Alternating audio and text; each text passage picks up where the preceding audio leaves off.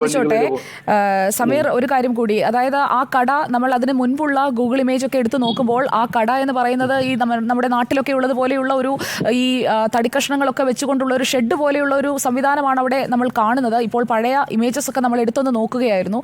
അങ്ങനത്തെ ഒരു കടയാണോ? കട എങ്ങനെയാണ്? അതായത് നമ്മുടെ നാട്ടിൻപുറത്തൊക്കെ ഉള്ളത് പോലെയുള്ള തടിയൊക്കെ വെച്ചുള്ള തടി അടുക്കി നാട്ടിൻപുറത്തുള്ള പോലെ ഒരു പഴയ ഓടിട്ടൊരു വീട് പോലെയാണ്.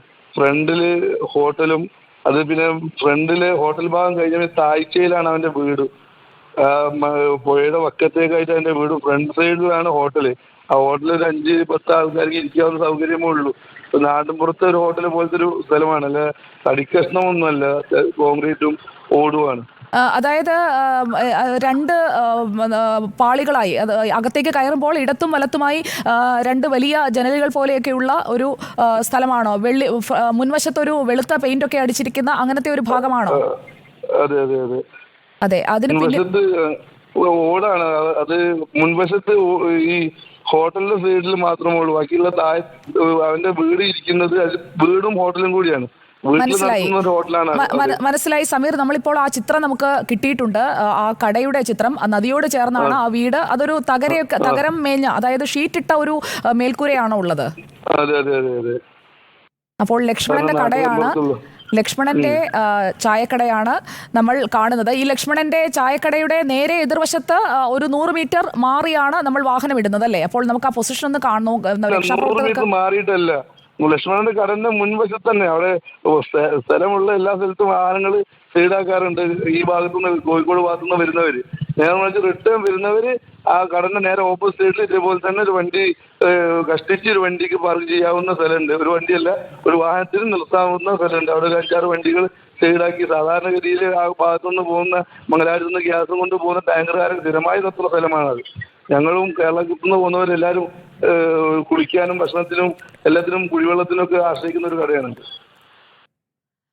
നമ്മളിപ്പോൾ ആ കടയും ഒപ്പം തന്നെ മറുഭാഗവും നേരത്തെയുള്ള ദൃശ്യങ്ങൾ ഗൂഗിൾ ഇമേജ് എടുത്തിരിക്കുകയാണ് സമീർ. അതിൽ ലക്ഷ്മണന്റെ കടയുടെ നേരെ എതിർവശത്ത് ഈ കുന്ന് ഇടിച്ചതിന്റെ, അതായത് ഈ കുന്ന് വെട്ടി മണ്ണെടുത്തതിന്റെ ഭാഗങ്ങളാണ് പഴയ ചിത്രങ്ങളിൽ നമുക്ക് കാണാൻ കഴിയുന്നത്. അപ്പോൾ നേരെ എതിർവശത്താണോ വണ്ടി നിർത്തിയത് അന്നത്തെ ദിവസം? അതെ, ആ വീഡിയോയിൽ കണ്ടില്ലേ, കുറച്ച് ടാങ്കറുകൾ നിർത്തുന്നത് കണ്ടില്ലേ? ഒരു ബാജ് തൈലൻഡിന്റെ ടാങ്കർ, ഗ്യാസ് ടാങ്കർ നിർത്തിയില്ല. അതേ പൊസിഷനിലായിരിക്കും അവന്റെ വണ്ടി ഉണ്ടാവുക. അവിടെ അത് സൈഡാക്കാൻ സൗകര്യമുള്ളൂ. അവിടേക്ക് ഇപ്പോഴും രക്ഷാപ്രവർത്തകർ എത്തിയില്ല എന്നുള്ളതാണ്. റോഡിൽ നിന്ന് അത്രത്തോളം മാറിയിട്ടാണ് ആ സ്ഥലമുള്ളത്. ഇപ്പോ നിങ്ങൾ രക്ഷാപ്രവർത്തകർ അവിടെ എത്താൻ ഇനിയും അവിടുന്ന് മണ്ണ് മാറ്റണം ചെയ്യുന്നുണ്ട്. ഇപ്പോൾ രക്ഷാപ്രവർത്തനം നടക്കുന്ന ഇടത്തു നിന്ന് വീണ്ടും മുന്നോട്ടേക്ക് വരേണ്ടതുണ്ട്. കുറച്ചുകൂടി മലന്റെ ഉൾഭാഗത്തേക്ക് ഇനിയും വരാനുണ്ട്. നമ്മളിപ്പോൾ ഭാരത് ബെൻസിന്റെ തന്നെ ഒരു വാഹനം അവിടെ നിർത്തിയിട്ടിരിക്കുന്നതിന്റെ ദൃശ്യങ്ങൾ, പഴയ ദൃശ്യങ്ങളാണ്. അത് നമുക്ക് ഈ ഗൂഗിൾ ഇമേജിൽ കാണാം. ആ ഭാഗത്ത്, അതായത് അതേപോലെ തന്നെ 2-3 വാഹനങ്ങൾ നിർത്തിയിട്ടിരിക്കുന്നത് കാണാം. ഈ കടയുടെ ഏകദേശം മറുഭാഗത്താണത്.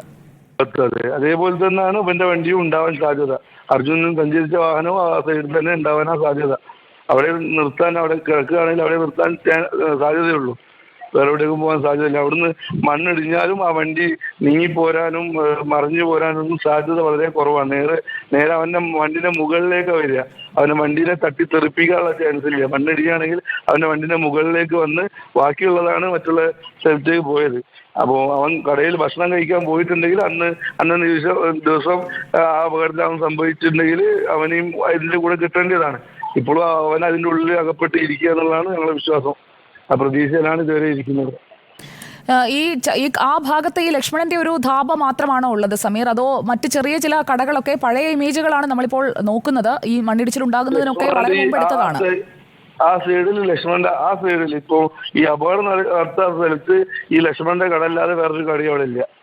ഒരേ ഒരു കട മാത്രമേ ഉള്ളൂ. അതൊരു വീടിനോട് ചേർന്നുള്ള മുൻഭാഗത്തുള്ള കടയാണ്. അപ്പോൾ നമ്മൾ നേരത്തെ കണ്ട അതാണ് ലക്ഷ്മണന്റെ കട. ആ ലക്ഷ്മണന്റെ കടയിൽ ഉണ്ടായിരുന്ന ആളുകൾ എല്ലാവരും ഈ അപകടത്തിൽ മരിച്ചു. മറുഭാഗത്ത് നിർത്തിയിട്ടിരുന്ന വാഹനങ്ങളിൽ ഒരു ടാങ്കർ ലോറി പുഴയിൽ ഒഴുകുന്ന നിലയിലാണ് നമ്മൾ കണ്ടത്. പക്ഷേ നമ്മുടെ ലോറി ഉള്ളിലായി പാർക്ക് ചെയ്ത ഇടത്ത് തന്നെ ഉണ്ടാകും എന്നാണ് സമീർ കരുതുന്നത്, അല്ലേ? ഉണ്ടാവാതിരിക്കാൻ സാധ്യതയില്ല. അല്ലെങ്കിൽ അതിന്റെ മുന്നായിട്ട് അതിന്റെ മര കഷ്ണങ്ങൾ വല്ല തെളിവുകളും കിട്ടേണ്ടതാണ്. പക്ഷെ ഇതുവരെ കിട്ടാത്ത സ്ഥിതിക്ക് അതിനുള്ളിൽ ഉണ്ടാവും തന്നെയാണ് വിശ്വസിക്കുന്നത്. അർജുന്റെ സുഹൃത്തായ സമീറാണ് നമ്മളോട് സംസാരിച്ചു കൊണ്ടിരിക്കുന്നത്. സമീർ, ഒരു കാര്യം കൂടി, നമ്മുടെ മനാഫ്, നിങ്ങളുടെ ലോറിയുടെ ഉടമ, അവിടെ തന്നെ തുടരുകയാണ്. അവിടെ എത്രയും പെട്ടെന്ന് തിരയണം എന്ന് പറഞ്ഞുകൊണ്ട് നമ്മളും തുടർച്ചയായി മനാഫിനൊപ്പം തന്നെ നിൽക്കുകയാണ്. അത് സമീറിനും അറിയാമല്ലോ. നിങ്ങൾ എത്ര പേരാണ് മനാഫിനൊപ്പം ജോലി ചെയ്യുന്നത്, അർജുനും സമീറും കൂടാതെ? 4 പേരാണ്, 5 പേരാണ് ഞങ്ങള് മനാഫിന്റെ കൂടെ. മനാഫിന് 5 വണ്ടിയുണ്ട്. അപ്പോ അതിൽ ഞാനും അർജുനുമാണ് ഈ ഭാരത് ബെൻസ് പോലത്തെ വാഹനത്തില് പണിയെടുക്കുന്നത്. ബാക്കിയുള്ളതൊക്കെ ഇവിടെ നാട്ടില് ULCC ഒരു വണ്ടി ഓടുന്നുണ്ട്. പിന്നെ വേറെ പണിയിൽ വേറെ ടാറ്റയുടെ ഒരു വണ്ടി വേറെ പണി സ്റ്റെപ്പുകാരൻ ഒരാൾ അതിനോടുന്നുണ്ട്. അപ്പോൾ ഇവരുടെ കൂടെ 2 വർഷമായി ഞാൻ ജോലി എടുക്കുന്നു. അർജുന് 1.5 വർഷമായി. അവരുടെ കൂടെ അവരെത്തും നല്ല സപ്പോർട്ടും നല്ല സഹകരണമുള്ള മലയാളിമാരാണ്. നിങ്ങൾ എല്ലാവരും ഈ റൂട്ടിൽ തന്നെയാണോ സമീർ? ഈ റൂട്ടിൽ തന്നെയാണോ നിങ്ങൾ തടിയെടുക്കാനായി പോകുന്നത്? എല്ലാവരും തടി കൊണ്ടുവരാനായിട്ട് ഇതേ റൂട്ടിൽ തന്നെ, ഇതേ സ്ഥലത്തേക്ക് തന്നെ പോകുന്നവരാണോ? ഈ തടി എല്ലാവരും തടി എടുക്കാൻ ആ സ്ഥലത്തേക്ക് മാത്രമൊന്നുമല്ല, അവിടുന്ന് ഷിമോഗ എന്ന സ്ഥലത്തേക്ക് പോകാറുണ്ട്. അത് വരുന്ന വഴിക്ക് കുന്താപുരത്തും തിരിഞ്ഞു പോകും, അവിടെ എത്തൂല. അതിന് മുന്നേ കുന്താപുരത്ത് തിരിഞ്ഞ് സിദ്ധാപുരം വഴിക്ക് ഷിമോഗ പോയി ലോഡ് എടുക്കാറുണ്ട്. ഇത് ഡിപ്പോ ബേസ് ചെയ്തിട്ട്, കർണാടകയിലെ ഡിപ്പോ ബേസ് ചെയ്തിട്ട് ലേലത്തിൽ മരം എടുത്തിട്ട് അവിടുന്ന് പോയി കയറ്റുന്നതാണ്. അപ്പോൾ ചില സമയങ്ങളിൽ ബൽഗാം സൈഡിൽ എടുക്കും, ചില സമയം ഹുബ്ലി സൈഡിൽ എടുക്കും, ചില സമയങ്ങളിൽ ഷിമോഗ ആ സൈഡിൽ നിന്ന് മരം എടുക്കും. അപ്പം മരം കയറ്റാൻ എല്ലാവരും ആ സ്ഥലത്തേക്ക് പോകാറ് കുറവാണ്. എവിടുന്നാണ് ലോഡ് ഉള്ളത് അതിനെ ബേസ് ചെയ്തിരിക്കും. മറ്റേ കേരളത്തിൽ നിന്ന് നമ്മൾ ഉത്തരേന്ത്യയിലേക്ക് പോകുമ്പോൾ, ഇപ്പം ബോംബെ, പൂന, ഡൽഹിയോ അല്ലെങ്കിൽ ഗുജറാത്ത് ഏത് ഭാഗങ്ങളിലേക്ക് പോവുകയാണെങ്കിലും നമ്മൾ പോകുന്ന മെയിൻ ഹൈവേ ആണത്. നമ്മളെ കേരളത്തിൽ നിന്നോ മറ്റുള്ള സംസ്ഥാനങ്ങളിൽ നിന്നൊക്കെ വരുന്നതൊക്കെ ഈ റോഡിലാണ് ആശ്രയിക്കാറ്. അത് NH-17 ആയിരുന്നു, ഇപ്പോൾ അത് NH-66 ആക്കിയിരുന്നു. റോഡ് പണി കഴിഞ്ഞതിന് ശേഷം, ഇപ്പോൾ 4 ലൈൻ വന്നതിന് ശേഷം NH-66 ആക്കി. അത് NH-17 ആയിരുന്നു പണ്ട്. അതായത് നമുക്കിപ്പോൾ ആ കടയും അതോടൊപ്പം ഈ അപകടമുണ്ടായ സ്ഥലവും ഒന്ന് തന്നെയാണ് എന്നുള്ളത് ഇപ്പോൾ ഉറപ്പിക്കാൻ കഴിയുന്ന ഒരു സാഹചര്യമാണ്.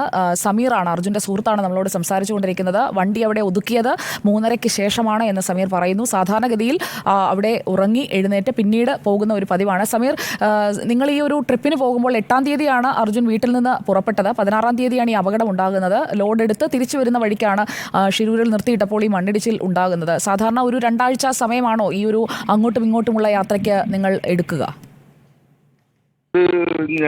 പല ലോഡ് നമുക്ക് കിട്ടുന്ന ബേസ് ചെയ്തിരിക്കും. ചില സമയങ്ങളിൽ അർജന്റ് ലോഡാണ്, ഇവിടുന്ന് കാലി പോയി വന്നാൽ ഒരു 4 ദിവസം കൊണ്ട് തീരാവുന്ന ട്രിപ്പേ ഉള്ളൂ. ചില സമയങ്ങളിൽ അത് ലോഡ് കിട്ടാതെ ഇപ്പോൾ അവൻ തന്നെ 2 ദിവസം അവിടെ ഹാൾട്ടായതാണ്. ചില സമയങ്ങളിൽ ലോഡ് കിട്ടാതെ 4 ദിവസമൊക്കെ ഹാൾട്ടായി കിടക്കാറുണ്ട്.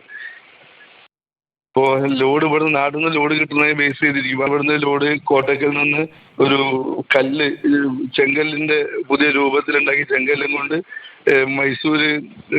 മൈസൂരില് മലവള്ളി എന്ന സ്ഥലത്ത് കൊണ്ട് ഇറക്കി. അവിടുന്ന് അവൻ കാലി വന്നു, കുശാൽ നഗർ വന്നു, അവിടുന്ന് സിൽവറിന്റെ തടി കയറ്റി ബൽഗാമ് പോയി.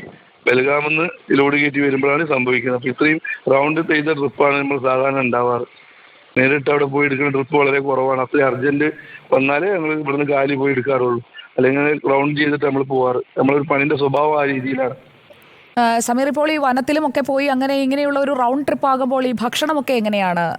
കാട്ടിലൊക്കെ പോകുന്ന വേളയാകുമ്പോൾ ഭക്ഷണമൊക്കെ സൂക്ഷിക്കാറുണ്ടോ വണ്ടിക്കുള്ളിൽ? ഭക്ഷണം ഞങ്ങൾ വണ്ടിയിൽ പാകം ചെയ്യാറാണ് പതിവ്. ഗ്യാസും കാര്യങ്ങളും, ഗ്യാസ് സ്റ്റവും അരിയും അതിനുള്ള എല്ലാ സാധനങ്ങളും വണ്ടിയിൽ കരുതാറുണ്ട്. അപ്പോൾ ബുദ്ധിമുട്ടുള്ള സ്ഥലങ്ങളിൽ ഭക്ഷണം ആ വണ്ടിയിൽ, ഇപ്പോൾ അർജുൻ്റെ വണ്ടിയിൽ 70-80 ലിറ്ററോളം വെള്ളം ശേഖരിച്ച് വെക്കാനുള്ള കന്നാസുകളും ഉണ്ടായിരുന്നു. പിന്നെ നാട്ടിൽ നിന്നുള്ള എല്ലാ വെളിച്ചെണ്ണ പോലത്തെ എല്ലാ സാധനങ്ങളും വാങ്ങി ഞങ്ങൾ പോയി അവിടെ ഭക്ഷണം പാകം ചെയ്ത് കഴിക്കാറാണ് പതിവ്. ഈ ലക്ഷ്മണിന്റെ കടയിൽ സമീറും പോയിട്ടുള്ളതല്ലേ? അവിടെ എത്ര പേരുണ്ട്? അവിടെയുള്ള 3-4 പേരുടെ മൃതദേഹം ഇപ്പോൾ കണ്ടെടുത്ത് കഴിഞ്ഞിരിക്കുകയാണ്. ലക്ഷ്മണിന്റെ കടയിൽ സമീർ പോയിട്ടുണ്ടോ? അവിടെ എത്ര പേരാണ് ഉള്ളത്? വീടും കൂടിയുള്ള ഒരു കടയാണല്ലോ. അതെ, ലക്ഷ്മണന്റെ കടയിൽ ലക്ഷ്മണനും ലക്ഷ്മണന്റെ വൈഫും 2 മക്കളും ഉണ്ട്. പിന്നെ ഒരു പണിക്കാരനും ഉണ്ട്. അവിടെ 5 പേരാണ് അവരുള്ളത്.